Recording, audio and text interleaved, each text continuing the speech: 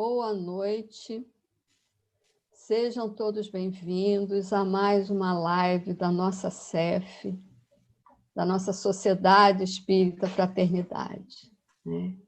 Estamos iniciando para que nós possamos retornar aos poucos, ao nosso habitual, da nossa casa.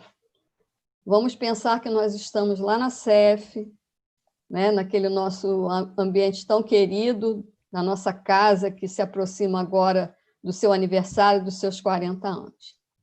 Então, sejam todos e todas muito bem-vindos nesta noite, e vamos, então, pensando estar lá no nosso salão, fazer a nossa oração inicial, para nos harmonizarmos com os amigos espirituais da nossa casa, com Jesus, nosso grande amigo, e com o nosso Pai Maior, envolvidos nas vibrações de todos eles, dos benfeitores de cada um de nós, recorremos neste momento a esse amparo, a esse aconchego, para que possamos refletir um pouco mais sobre os ensinamentos que a doutrina espírita nos traz, com o olhar do Evangelho de Jesus.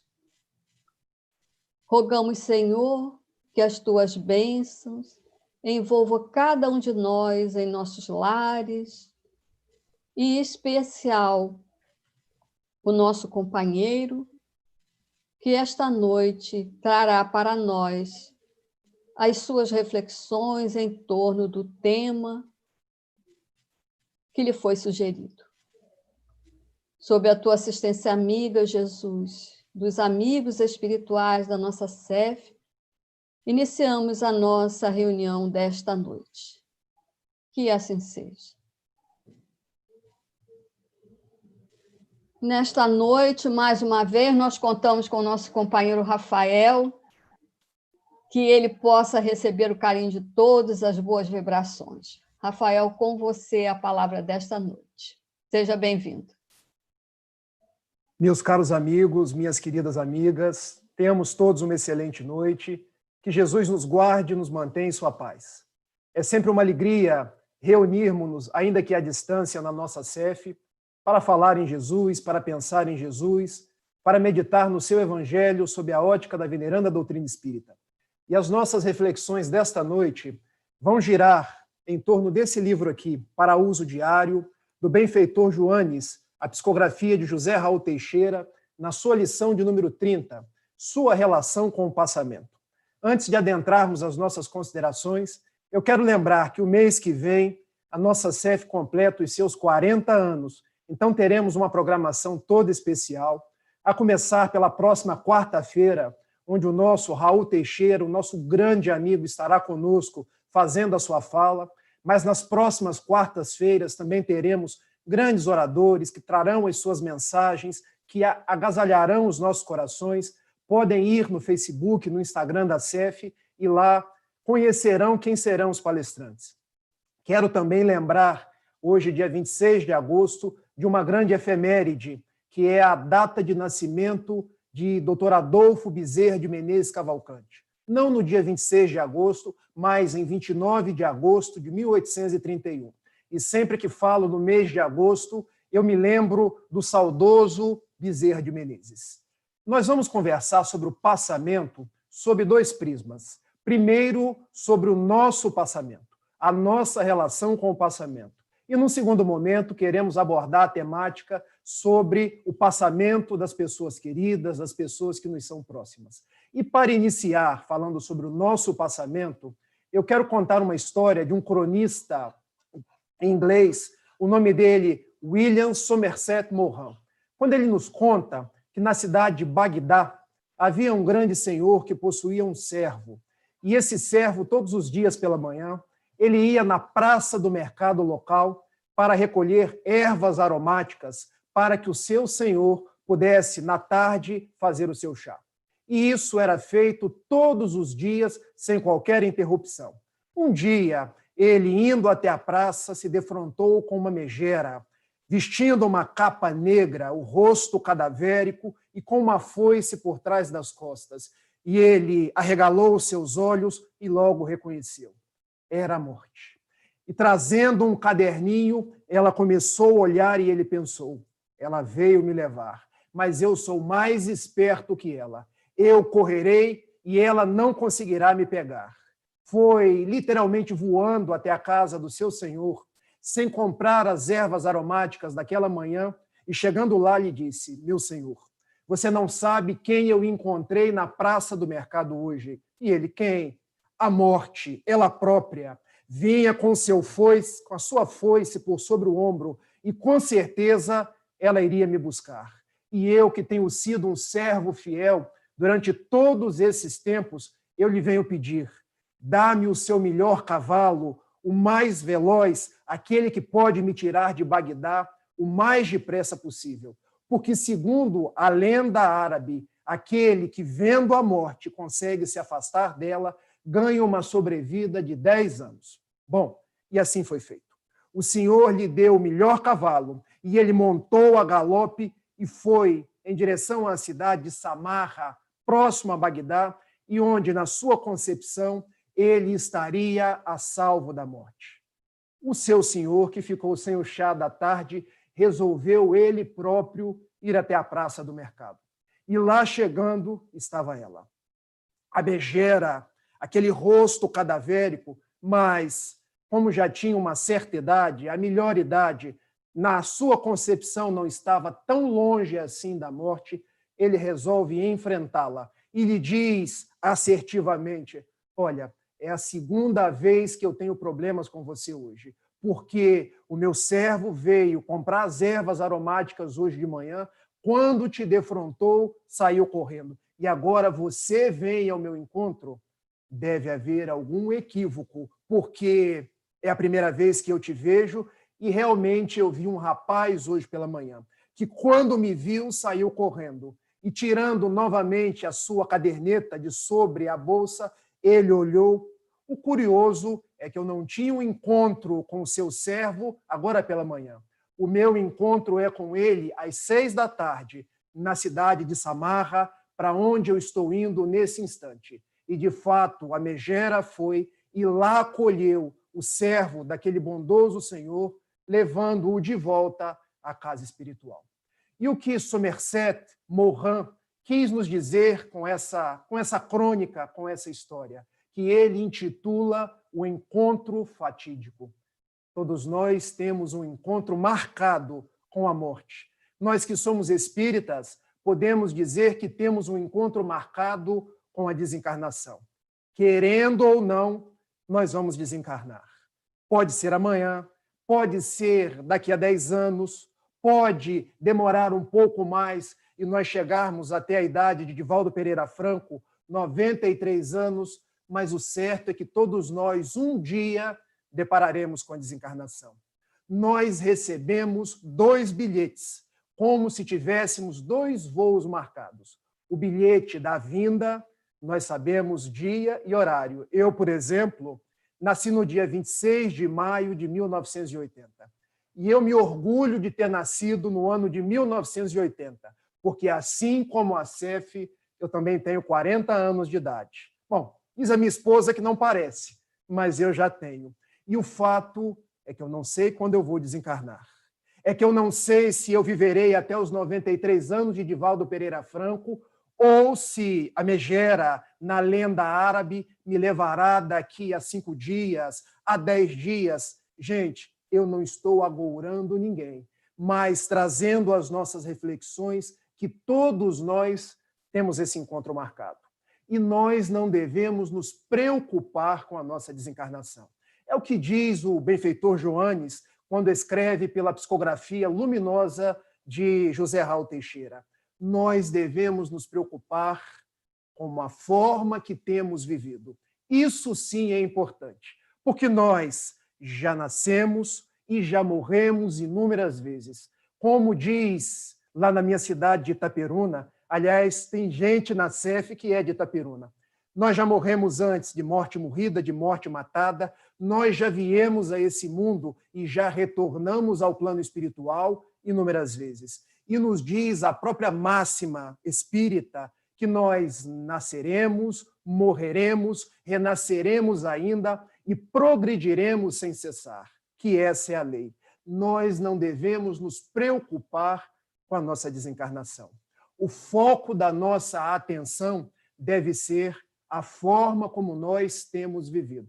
Porque a forma como nós vivemos, a forma como nós pautamos as nossas relações, o quanto de bem que nós fazemos, o quanto que nós metamorfoseamos o nosso espírito, procurando fazer curvas de ternura com as pessoas, é que dirá da forma como nós desencarnaremos. Não sem razão, diz o benfeitor Joanes, trazendo um brocardo popular, que tal vida, tal morte. Se eu vivo bem, procurando me conhecer, fazendo a minha transformação moral, procurando praticar a caridade, eu não devo temer a desencarnação, porque a minha desencarnação será como alguém que, flutuando, deixará um corpo pesado de carne e retornará para a casa de cada um de nós. Agora, se eu vivo apegado aos vícios, se eu me detenho no egoísmo, se a farinha pouca, o meu pirão primeiro, se eu me detenho no mundo em atitudes orgulhosas, me achando a última bolacha do pacote. Olha, aqui em casa eu dou a primeira palavra, eu dou a última palavra e tudo sai conforme a minha vontade. Certamente o meu processo de desencarnação será mais pesado e a minha vida futura será de acordo com a forma como eu tenho vivido.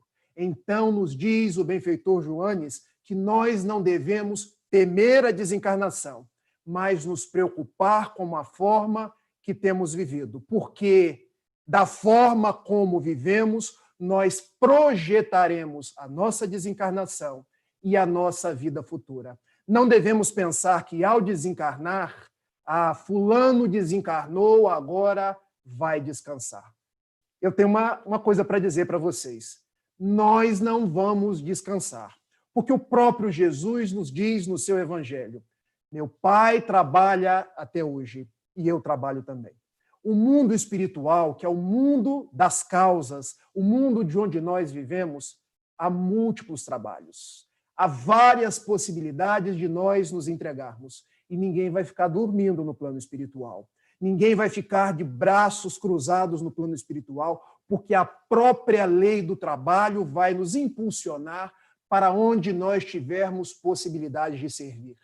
E também nós não devemos pensar que, ao desencarnar, nós iremos para o céu das contemplações ou o inferno, onde sofreremos irremediavelmente. Porque nos diz Allan Kardec, numa obra formidável chamada Céu e Inferno, que tanto o inferno quanto o céu são estados conscienciais. Nós podemos viver o céu e o inferno de acordo com os atos da nossa vida. Se eu me dedico ao bem, eu vivo o céu consciencial. Se eu me dedico ao mal, eu já estou vivendo o inferno. E, consequentemente, eu desencarnarei no inferno. E depois, a vida futura será a sintonia com pessoas que pensam iguais a mim e em lugares de pessoas que estão ajustadas no mesmo diapasão que eu. Daí, qual a grande conclusão que chegamos quando pensamos no nosso passamento? Não temer, mas procurar viver o hoje e o agora da melhor forma possível. Não sem razão, o dia de hoje ele é chamado presente. E por que presente? Porque é um presente de Deus para cada um de nós. É o nosso melhor momento de servir. Não deixe para depois, porque nós não sabemos quando receberemos o WhatsApp da morte. Mas como assim o WhatsApp da morte? Bom, porque nós recebemos o WhatsApp, mensagens instantâneas, e a nossa morte também será instantânea, tal qual um WhatsApp. Quando a gente se der conta, eu já desencarnei.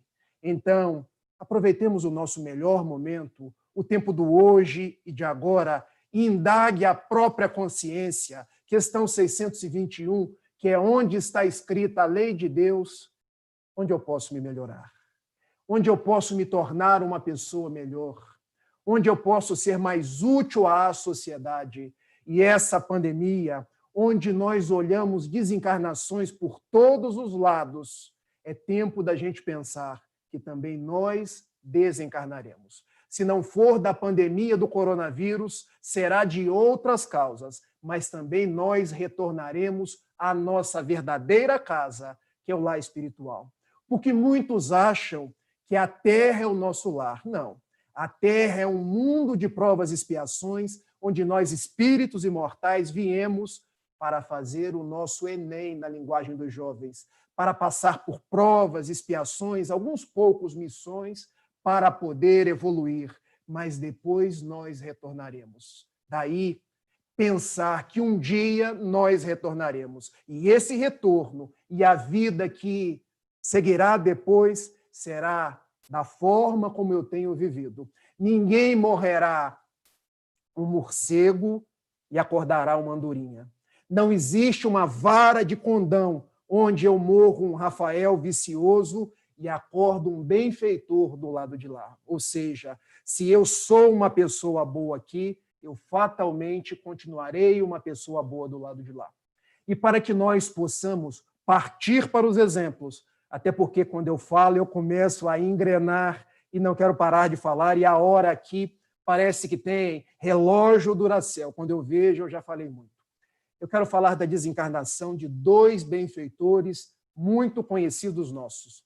Um é o benfeitor André Luiz e o outro é o benfeitor Adolfo Bezerra de Menezes Cavalcante. Como foi a desencarnação de André Luiz? Está aqui, no livro Nosso Lar, que é um dos livros mais lidos pelos espíritas, que se transformou em filme e que nos retrata a vida após a vida, porque é assim que nós temos que dizer, e que nos fala que o médico André Luiz, sem precisar saber qual é a sua real identidade, passou 8 anos no umbral. O que é o umbral, conforme a narrativa do próprio médico, é uma instância de recuperação de espíritos que padeceram de vícios, que padeceram de adversidades e não souberam de imediato superá-los. E ele lá ficou 8 anos, sentindo-se um suicida indireto, recebendo gritarias das outras pessoas, acusações, rastejando numa lama, com a consciência às vezes pesada, e ele não entendia nada daquilo. Mas todo o tempo amparado por um benfeitor chamado Clarencio, que estava na colônia do Nosso Lar, e também por sua mãe, de nome Laura, que nunca o abandonou. E quando ele é levado à colônia de Nosso Lar, 8 anos depois, que ele faz o seu processo de arrependimento e alcança a condição espiritual de ir para Nosso Lar, ele chega lá na condição de suicídio indireto. E é explicado pelo doutor Henrique de Luna por que ele chegara ali naquela condição. E vamos relembrar, todos que já leram o Nosso Lar, como foi a vida daquele homem. Bom, ele bebia, e eu aqui não estou fazendo julgamento dos que bebem, porque a nossa doutrina não é permissiva, proibitiva, mas ela é reflexiva. Nós temos livre-arbítrio, nós semeamos, mas a colheita se dá de acordo com a nossa semeadura. Ele bebia muito, ele comia demais, ou seja, sobrecarregava o seu sistema orgânico de comidas gordurosas, de comidas que não faziam muito bem à saúde. Ele praticava o sexo em demasia e muitas vezes fora do matrimônio, veio a desencarnar portador de sífilis e de oclusão do trato intestinal. E quando era chamado de suicida, suicida indireto, porque ele foi minando as suas energias espirituais e retornando ao lar espiritual antes do tempo previsto. Como foi a desencarnação dele? Foi uma desencarnação leve? Foi uma desencarnação tranquila? Não. Ele passou 8 anos em sofrimentos inenarráveis, que estão de acordo com a sua conduta durante a vida. A conduta do beberrão, a conduta do comilão, a conduta de quem tinha e abusava das suas energias genésicas, a conduta do médico egoísta, orgulhoso, onde, quando ele estava em nosso lar, ele se deu conta que a única paciente que ele atendeu de graça, e mesmo assim, contrariamente à sua vontade, que tinha feito uma prece por ele e lá auxiliado.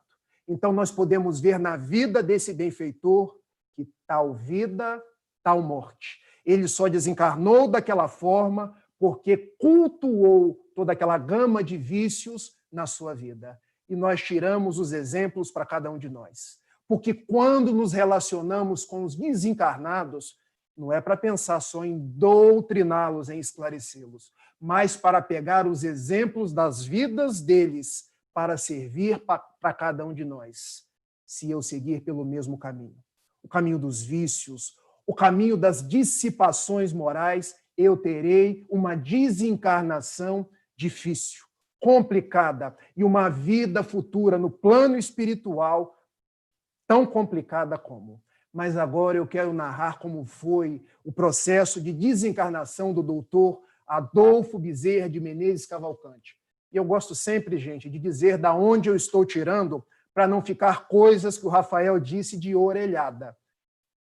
Estou tirando desse livro aqui, O Semeador de Estrelas, de Dona Sueli Caldas Schubert, quando ela reúne várias citações do médium Divaldo Pereira Franco. Porque um dia, Divaldo Pereira Franco, que hoje é o médium mais fidedigno, talvez, de Dr. Bezerra de Menezes, ele fez uma pergunta ao Kardec brasileiro, ao médico dos pobres, que se deu mais ou menos assim: Dr. Bezerra, qual foi a sua maior felicidade quando chegou no plano espiritual?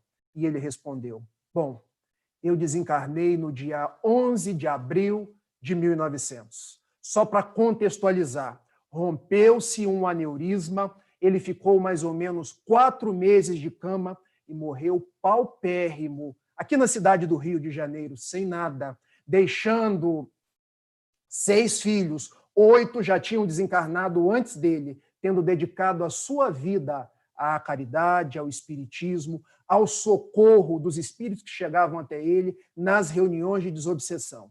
Ele desencarnou e, naquele mesmo dia, ele acordava numa colônia espiritual e, ao seu lado, estava Celina. Quem é Celina, Rafael? Celina, emissária de Maria Santíssima. Um espírito que a gente não consegue dimensionar a grandeza. Fazendo uma parte, o doutor Bezerra de Menezes era fiel a Maria Santíssima, cultuava o seu espírito e, quando desencarnou, deparou-se com Celina. E ele, acordando numa instância espiritual de muita paz, estava dentro de um quarto e havia uma grande janela naquele quarto. Ele acorda e escuta um vozerio e pergunta a Celina: minha irmã, que vozes são essas? Que algaravia é essa? E que lugar de paz é esse que eu me encontro, que eu reconheço não merecer? Doutor Bezerra, levante-se, porque da forma como nós vivemos, nós desencarnamos. E você colhe hoje o fruto de sua vida dedicada à caridade, dedicada ao bem das pessoas, dedicada ao amor de Jesus. E venha comigo. E ele foi. E quando se debruçou na janela, na sacada embaixo, haviam muitas pessoas que amavam ele. E ele perguntou: quem são essas pessoas? Bom, doutor Bezerra, olhe no olho de cada uma delas e você reconhecerá. E ele percebeu que eram mendigos que na rua ele ajudava, que eram pessoas que na porta da Federação Espírita Brasileira, na Avenida Passos, no Rio de Janeiro, muitas vezes vinham ao final das reuniões pedir-lhe coisas e ele dava, que eram espíritos que ele atendia na reunião de desobsessão. Enfim, todos estavam lá para abraçá-lo e para recepcioná-lo naquela instância espiritual.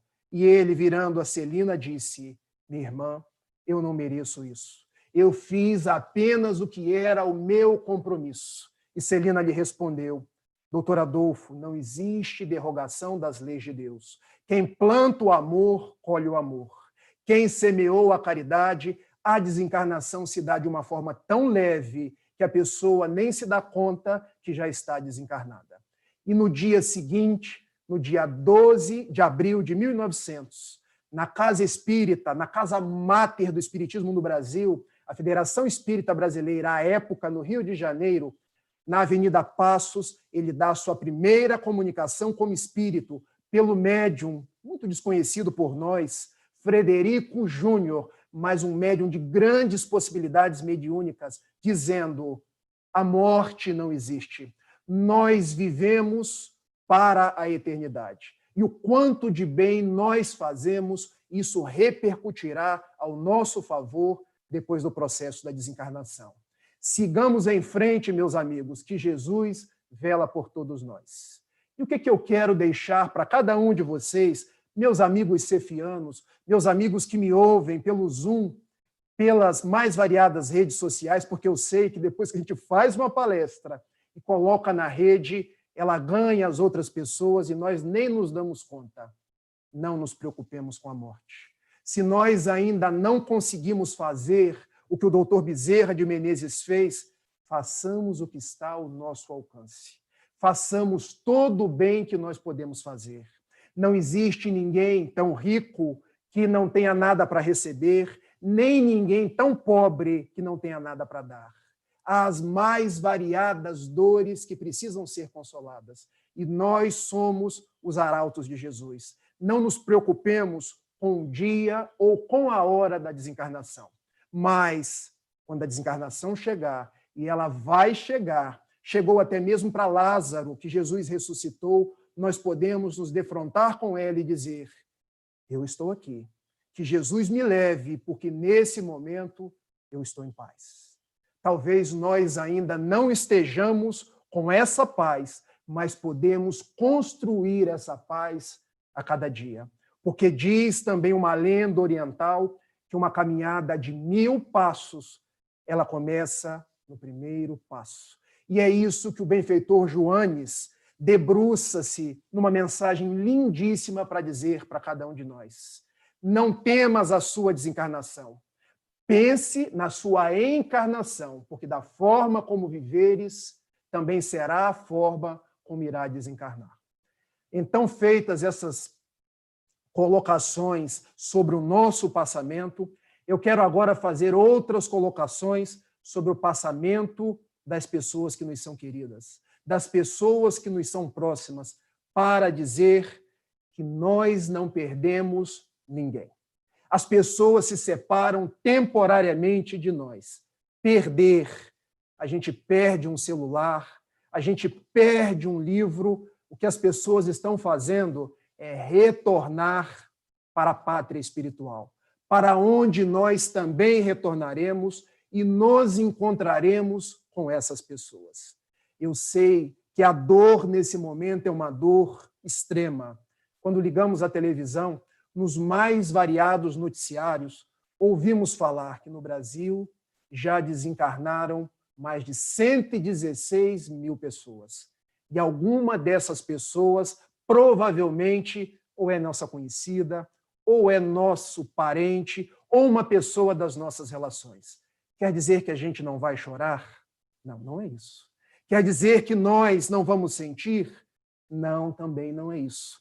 Quer dizer que nós não vamos sentir saudade? Não, também não é isso. Não pensem que nós, os espíritas, somos frios, somos insensíveis. Se eu não puder me relacionar com uma pessoa que eu estive com ela 30 anos, 15 anos, ou uma pessoa que eu quero muito bem, nós vamos sentir. E eu agora estou estudando psicologia para poder aumentar as minhas possibilidades de falar do espiritismo. Eu sempre faço questão de frisar isso. Tenho aprendido que nós somos seres humanos, cheios de sentimentos, que nós não somos lineares. Nós vamos lá em cima, nós voltamos cá embaixo. Nós sentiremos a dor, saudade. Mas não podemos transformar a dor, saudade, na dor, revolta. Porque a dor, revolta, nos distancia desses que se foram, os perturbam no plano espiritual, enquanto a dor, saudade, aquela dor que vibra, sabendo que eles estão do outro lado, continuando as vidas deles, e nós, do nosso lado, continuamos as nossas vidas até que um dia nós iremos nos reencontrar. Daí, o Espiritismo matou a morte, nos dizendo que, sob as lápides dos túmulos vazios, restaram apenas os despojos carnais, porque a alma, ela é imortal. O meu pai, o meu filho, o meu irmão, os meus parentes, os meus conhecidos da Sociedade Espírita Fraternidade estão retornando para o nosso lar. Estão com um sorriso no rosto, porque sabem que um dia nós nos reencontraremos novamente. E diz o Evangelho segundo o Espiritismo que a desencarnação, ela não atrapalha os laços de afetividade, mas ela os torna ainda mais fortes, porque nós temos a certeza desse reencontro.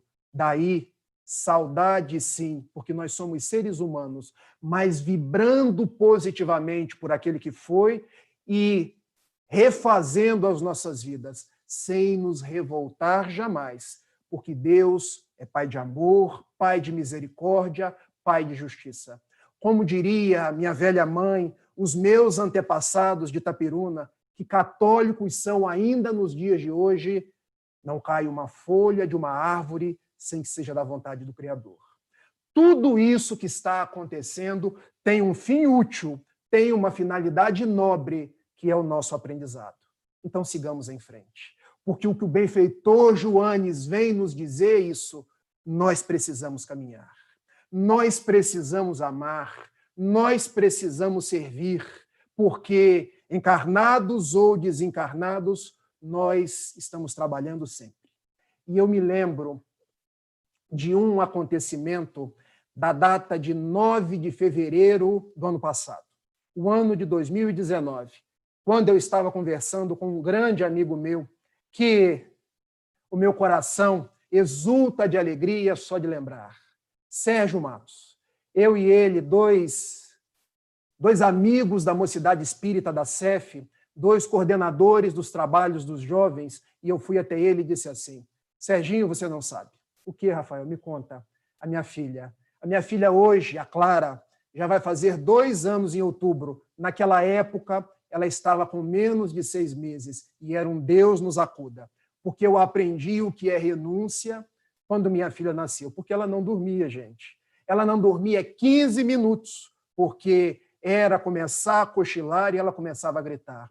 E eu ficava igual um zumbi dentro de casa. Às vezes, sem saber se eu estava segurando de cabeça para cima, de cabeça para baixo. Às vezes, adormecia com ela no colo, em pé, e ela chorava. Aí eu cheguei, Serginho, não estou dando conta.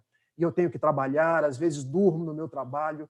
E ele disse assim para mim: Rafael, vou chamar a Olga. Olga tem várias habilidades, uma delas é a Chantala. E nós vamos na sua casa amanhã. Vamos fazer a Chantala na Clarinha, quem sabe ela melhora. E vieram, 10 de fevereiro, um domingo. Fizeram a Chantala, a Clarinha parecia que era outra pessoa nos braços do Sérgio e da Olga. E ao se despedir, eu abracei o meu amigo e disse: deixa eu fazer uma foto sua com a Clara. Não, eu não gosto muito de foto. Bom, eu devia ter feito. Porque no dia 14, na próxima quinta-feira, eu recebi um WhatsApp. Bom, não era a minha desencarnação, mas eu descobri que o meu amigo Sérgio havia retornado para o lar espiritual. E o meu coração se confrangeu. Eu falei, não é possível. Ele esteve na minha casa no domingo, e agora, em pleno trabalho do Remanso Fraterno, numa quinta-feira, ele volta ao plano espiritual. E abri os livros espíritas e me dei conta que nós não temos dia para voltar. Todos nós iremos voltar. Comecei a orar a Deus, comecei a pedir por ele, pedir por sua esposa, por seus familiares, pedir por seu filho Gustavo, que era um grande amigo da mocidade. E quando veio a noite, recebemos uma mensagem de José Raul Teixeira dizendo assim: nosso Sérgio saiu da vida sem dever nada à vida. Eu falei, que desencarnação tranquila, que desencarnação doce. Eu queria fazer por merecer desencarnar dessa forma. Passaram-se os meses, festa dos 39 anos da CEF. Agora nós estamos entrando nos 40, a CEF está 40 anos, olha que coisa magnífica. E José Raul Teixeira, que fez a palestra, no meio da palestra ele começou a registrar as presenças. E uma das presenças, ele disse mais ou menos assim: o Sérgio está aqui. E Dona Terezinha está junto com ele. E os meus olhos começaram a chorar pela presença do amigo que não partiu, pela presença daqueles que nunca se foram, pela presença daqueles que sempre estão ao nosso lado. Então, a mensagem que eu quero deixar para cada um de vocês, quando pensamos no nosso passamento, é essa: ninguém morre. Todos estão vivos, como nos diz o benfeitor Emmanuel, eles vivem. E embora nós não podemos tocá-los fisicamente, nós podemos auscultá-los pelas fibras mais íntimas do espírito. Eu tenho certeza, Serginho estará na festa dos 40 anos, presente, como sempre esteve, ao lado de sua esposa, de seu filho, ao lado dos amigos queridos da CEF, os amigos da Mocidade Espírita, do qual eu faço parte, e todos os outros cujos nomes passam nas nossas cabeças, todos aqueles que desencarnaram, seja pela pandemia do coronavírus, ou desencarnaram pelos mais variados problemas, eles vivem. Eles estão próximos de nós e eles nos recomendam: sigam em frente, porque nós também estamos fazendo a nossa parte. Eu agradeço a cada um de vocês, agradeço a nossa CEF e peço para que nós fiquemos juntos, meditemos juntos, e já que eu tenho que fazer a prece derradeira para o encerramento da nossa reunião, eu não quero fazer uma prece sobre passamento, mas eu quero fazer uma prece sobre como viver da melhor forma possível, me lembrando do benfeitor Emmanuel, que pela psicografia de Francisco Cândido Xavier assim escreveu: Senhor, ensina-nos a orar sem esquecer do trabalho, a dar sem olhar a quem, a servir sem perguntar até quando, a sofrer sem magoar seja quem for, a progredir sem perder a simplicidade, a semear o bem sem pensar nos resultados, a desculpar sem condições, a marchar para a frente sem contar os obstáculos, a ver sem malícia, a escutar sem corromper os assuntos, a falar sem ferir, a compreender o próximo sem exigir entendimento, a respeitar o semelhante sem reclamar consideração, a dar o melhor de nós sem cobrar taxas de reconhecimento. Senhor, auxilia-nos a ter para com o próximo a mesma paciência que desejamos que o próximo tenha para conosco mesmo e ajuda-nos, sobretudo, a compreender que a nossa desencarnação será da forma como temos vivido, cumprindo os teus desígnios, hoje e como queiras, agora e por todo sempre. Um grande abraço, que Jesus e os benfeitores da CEF nos agasalhem, nos protejam e tudo de bom. Um beijo. Tchau, tchau.